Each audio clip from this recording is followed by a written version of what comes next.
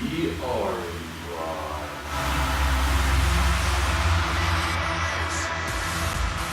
Hello, ladies and gentlemen. My name is Dr. PhD, otherwise known as Pat Haley. I have been gone for a while, but this is gonna be good to get back into the seat. I should let you know I am gonna be away for one more week, because I am taking a bit of a vacation. I've been going through some stuff in my personal life. I'm not gonna talk about it here, because this is not the place. This is the place to talk about the Philadelphia Flyers, Philadelphia sports, and everything that a fan may think. This is the Orange Line. Welcome back. It's good to be back, ladies and gentlemen. And if there's one thing that I've always tried to be on this podcast is hopeful to the future. I've always tried to look to the future and hope for the best. And right now, the Philadelphia Flyers are on a 5-game win streak, which is proving, at least to me, that this team still has the ability to go out and be a team that can compete. They still have that ability, and I think they're just a little bit slept on. And I mean, don't get that confused. I don't think that we're gonna get into the playoffs or anything. I don't think it's fair to say that this team is a good team, but I think this is a team that has the potential to be a good team. And while right now I think they've lost their edge, they need to regroup. I think later is when they can actually really come back. And like I know that it's not going to be exactly what we wanted. I mean, we came into this season expecting at least playoffs, and then when Chuck Fletcher came in, he said, "Yep, we're still going to the playoffs." But it's hard for me to believe that. And it's because this team is just playing bad right now.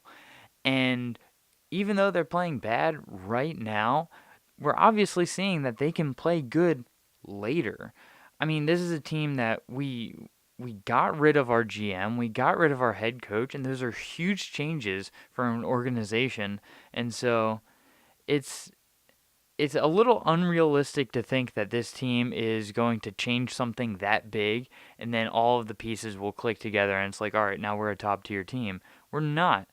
And it's it's the only thing that's making me go, all right, I can accept where we're going to end up this season. I'm just going to look for something that can help us in this season for next season. And I know like everyone's probably so tired of hearing the we'll get them next season, or 2 years, 3 years. You just gotta wait. You just gotta be patient.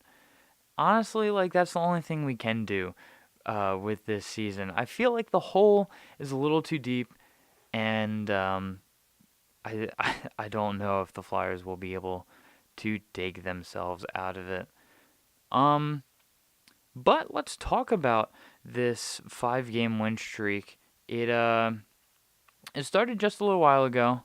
Um, I should have prepared better and looked up that schedule, but it started a little while ago. They're on a 5-game win streak, and at the very start of it, I remember having a huge argument with my friend Jack. I keep talking about him. I just need him to get onto the podcast. If you know Jack, text him. Tell him to get onto the podcast because he is one of the most opinionated people I know about this team, and he has some good points. But he didn't on this night. I'll say that because we got into an argument about how the Flyers played against the Bruins because I felt like we outplayed them. He felt like they outplayed us. And the one thing that I said is that we did a better job of keeping the puck out of our net and putting the puck into theirs. And I know that's a very basic thing to say. It's just, oh, we scored more. But realistically, I'm talking about the efficiency of it.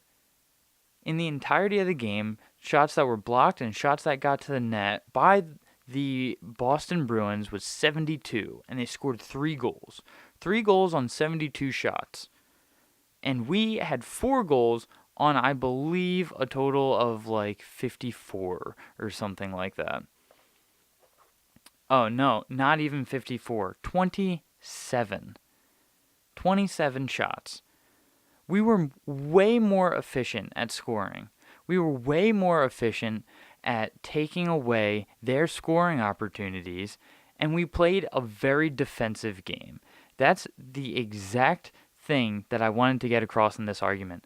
And I'll be honest, I get a little salty. So I was having this argument, and it would eat away at me because we would talk about the Flyers, and it would all come back to, we didn't outplay the Bruins. You can't even see the game, and that's just where it would be. I would get mad. I would be sitting there like, fucking play defensive, whatever.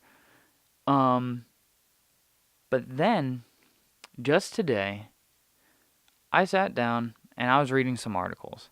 And I read an article written by one John Bork that says the Flyers have been winning by playing defensive and a lot of defense. Now, the article goes into depth of saying that, the shots on goal differential between teams, has been pretty even throughout the season. But the season low right now is by the Ottawa Senators, who have a usual differential of minus 7.7. Within our win streak, we have been outshot by a minus 13.4, almost doubling what the worst in the league is. So, I mean, what the article then goes into is that Gordon actually thinks that they would rather have an opportunity of a rebound and having it being set up back at the blue line. They would rather have that because you're able to bounce back from that. He talks about how in some games you would see a play where a player would just walk in with 7 seconds left. How many times in overtime have we had a goal within the first minute because someone walked in to our offensive zone and scored? We've had those plays happen to us so much that Gordon has been saying that he wants to cut down on those parts defensively so that way those goals don't happen, because that's a harder hole to dig yourselves out of. So I just want to say that I'm glad I was right this whole time. I knew that the Flyers were playing defensive. We have been doing an incredible job, and we've been more efficient on being offensive, which is one of the biggest things for me. Efficiency, guys. If you're scoring more on less shots, you're doing something right. That's got to be a good sign. And that's why I'm being hopeful for this team, because they're showing that they can improve. They're showing that they're able to change one thing in their game that they were really bad at, to the point where they were giving up goals very easily.